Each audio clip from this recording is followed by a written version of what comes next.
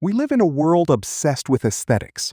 From meticulously curated Instagram feeds to perfectly styled TikToks, the pressure to look flawless is relentless. But there is a fascinating subset of people who have simply opted out. They wear the same gray t-shirt daily. They step out in mismatched socks. Society often labels them as lazy, unkempt, or depressed. But what if I told you that for many, not caring about how they look isn't a sign of giving up? It's a symptom of profound psychological liberation. Today, we are deep diving into the hidden psychology of people who no longer care about their appearance and the fascinating science of why letting go of the mirror might just be the ultimate life hack. 1. The cognitive budget and decision fatigue. To understand why someone might abandon fashion, we first need to look at the brain's energy economy. Let's talk about a psychological concept known as decision fatigue, formulated by social psychologist Roy F. Baumeister.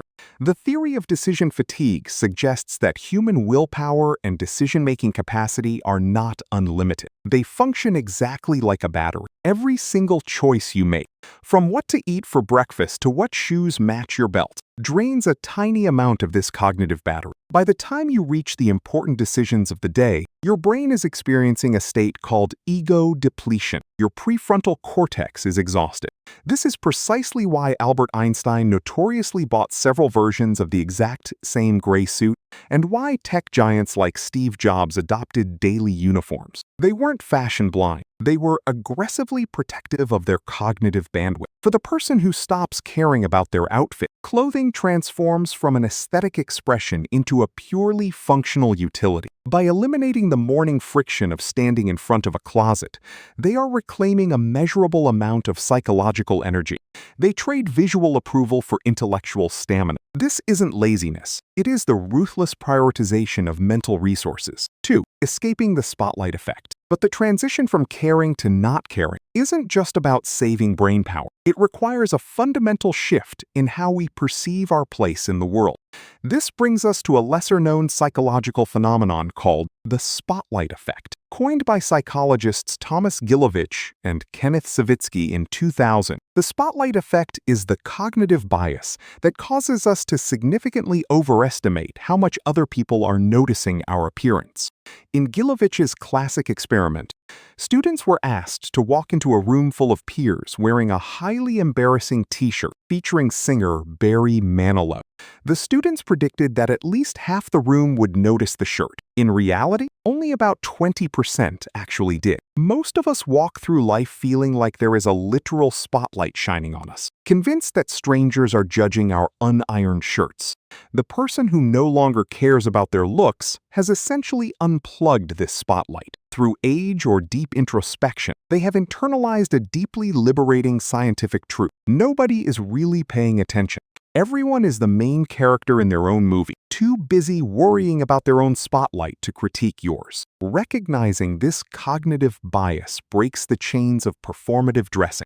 Dressing to impress strangers suddenly feels like a profound waste of precious time. 3. The shift from extrinsic to intrinsic validation.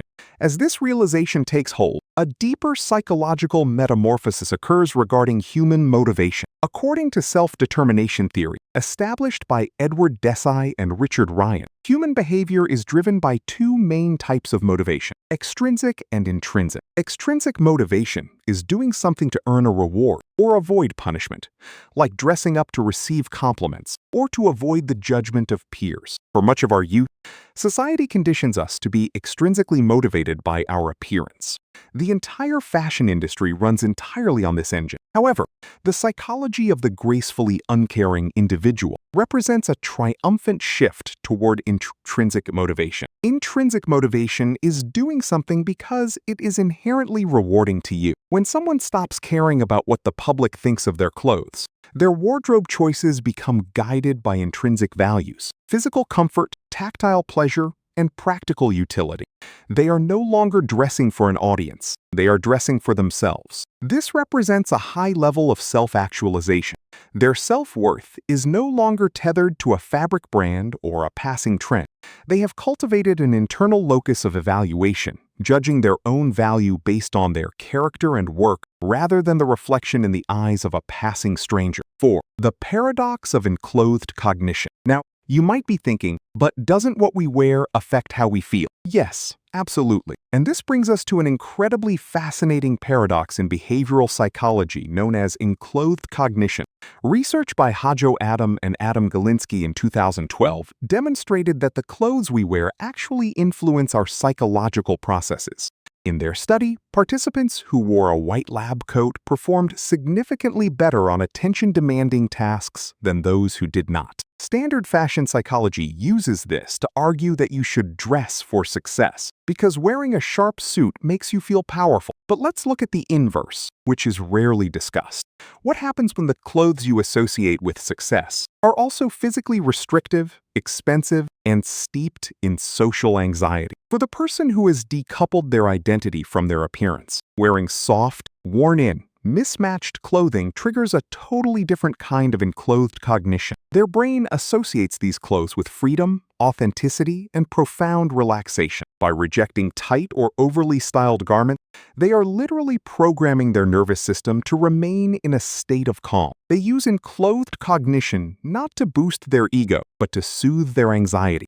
The worn-out sweater becomes a psychological shield against the hyper-competitive demands of the modern world. It signals to their brain, you are safe, comfortable, and have absolutely nothing to prove. 5. The post-materialistic maturation. Ultimately, letting go of appearance-based anxiety often coincides with a recognized stage of adult development, the transition into post-materialistic values. Sociologist Ronald Inglehart's work on post-materialism describes a shift from valuing physical and economic security, which includes status signaling through wealth and fashion, to valuing autonomy, self-expression, and quality of life. When you encounter someone who confidently wears gardening shoes to the grocery store, you are often looking at someone who has reached a state of psychological maturity. They have surveyed the landscape of human values and decided that keeping up with aesthetic trends is a superficial game with no finish line. They have redirected their time, money, and passion toward deeper pursuits, mastering a skill, nurturing a family, or exploring their inner landscape. This doesn't mean they lack hygiene or self-respect. It means their definition of self-respect has evolved. They respect their time too much to spend an hour in front of the mirror. They respect their finances too much to buy fast fashion. They respect their own mind too much to clutter it with the opinions of strangers.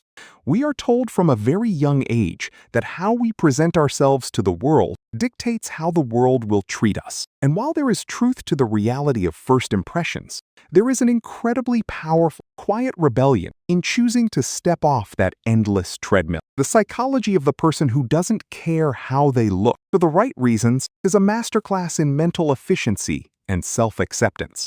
It is the daily practice of minimizing decision fatigue. It is the triumph over the spotlight effect.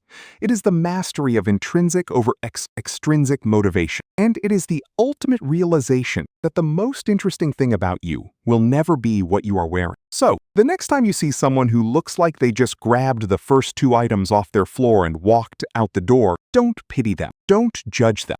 Just know that you might be looking at the most psychologically liberated person in the room.